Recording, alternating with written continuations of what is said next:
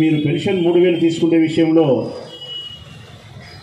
మీరు ఎంత సంతోషంగా ఉంటారో మీకంటే ఒక్క పైసాగానే నేను ఎక్కువ సంతోషంగా ఉంటా, ఇంకా మీకంటే ఎక్కువ సంతోషంగా ఉంటా నేను. కారణం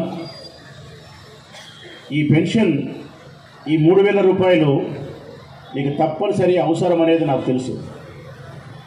తప్పనిసరి మీకు అవసరం ఈ 3000 రూపాయలు. ఆ 3000 రూపాయల యొక్క అవసరం ఏ పాటిదో, మీ కుటుంబ అవసరాలకు ఏ విధంగా ఉపయోగపడుతుందో, ఆ డబ్బు లేకపోతే మీకు ఎంత ఇబ్బంది ఉంటుందో తెలిసిన వాడే మీ బిడ్డ రాచమల్లు. రాచమల్లుకి ఏదైనా ఒక కులం ఉందంటే ఆ కులం రెడ్డి కులం కాదు.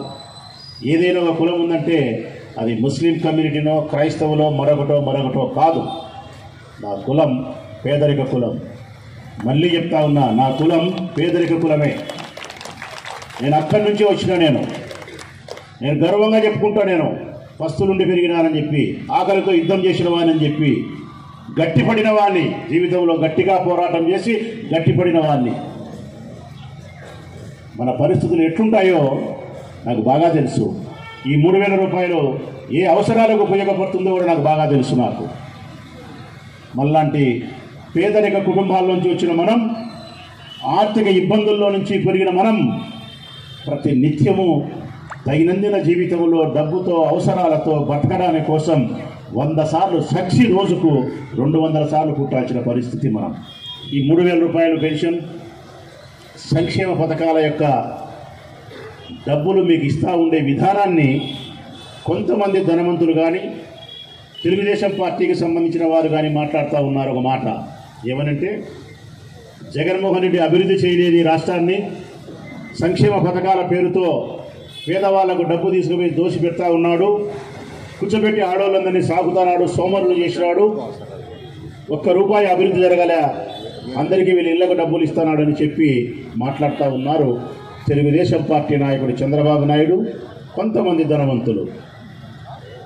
ఈ వేదిక చేసుకుని మీ బిడ్డ రాచమల్లు సవినయంగా విజ్ఞప్తి చేస్తూ ఉన్నాడు వారికి, చంద్రబాబు నాయుడు పార్టీకి కానీ, ఎవరైతే అపోహపడతా ఉన్నారో ధనవంతులు వారికి కానీ, ఎవరైనా సరే 2 రోజులు అన్నం తినకుండా పస్తులు ఉండి నాకు అన్నం వద్దు రోడ్డు వేయంటే రోడ్డే వేస్తాం.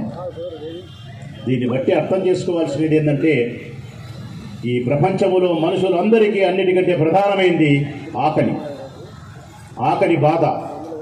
అది ఎట్లుంటుందో మీరు పస్తులుంటే తెలుస్తుంది. అది ఎట్లుంటుందో ఆ అన్నం కోసం మీరు యుద్ధం చేస్తే మీకు తెలుస్తుంది ఆ తల్లిదండ్రుల బాధ ఏందో. మరి నాకెట్లా తెలుసు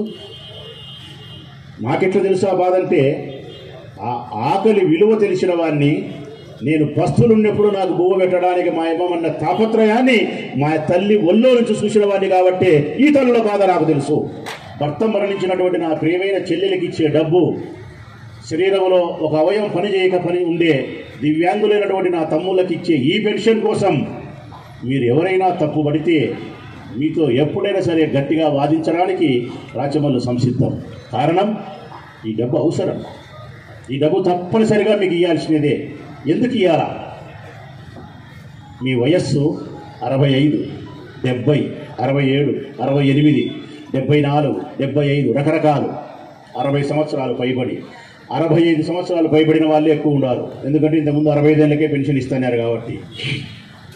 ఈ వయసులో, ఈ వృద్ధాప్యపు ఛాయలో మీ జీవసత్వాలన్నీ ఉడికిపోయి, మీ శరీరంలో శక్తి ఇంకిపోయి, మీ రక్తం, మీకు మాంసం, మీ శక్తిని అన్నిటినీ మాకిచ్చినారు తల్లిదండ్రులారా మీరు.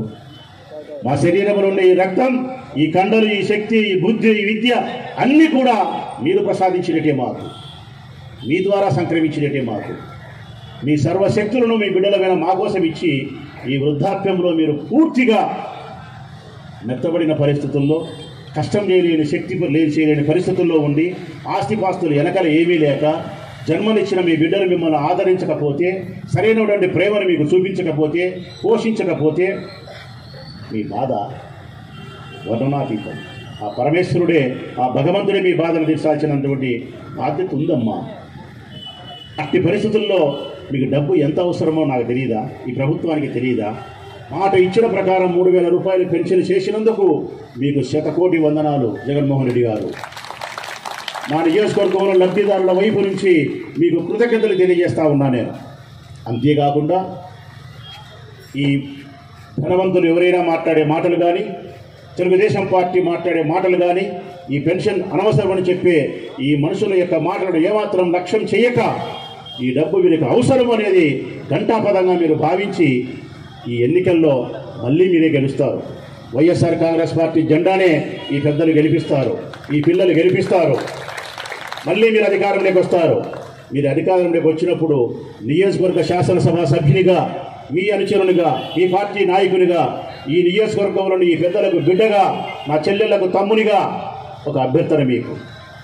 గెలిచిన మరుక్షణమే ఈ 3,000 రూపాయల పెన్షన్ను 5,000 రూపాయలుగా చేయమని చెప్పి మనస్ఫూర్తిగా మిమ్మల్ని నేను కోరుతా ఉన్నాను. ఒక్క నా నియోజకవర్గం వరకే, మన ఊరి వరకే మాట్లాడుకున్నాం. 44,000 మంది కలిగిన ఈ వృద్ధులు, నా తల్లిదండ్రులతో సమానమైనటువంటి మీరు, నా చెల్లెళ్ళు, నా తమ్ముళ్ళు పెన్షన్ 3,000 ఎవరైతే తీసుకుంటా ఉన్నారో 44,000. ఈ 44,000 మందిలో నేను వ్యక్తిగతంగా నేను మనస్ఫూర్తిగా నమ్ముతా ఉన్నా. మనసా వాచే కర్మేన భగవంతుని సాక్షిగా నమ్ముతానా. మరి ఈ మీటింగులన్నీ తిరిగిన తర్వాత సంపూర్ణంగా నమ్ముతా ఉన్నా నేను.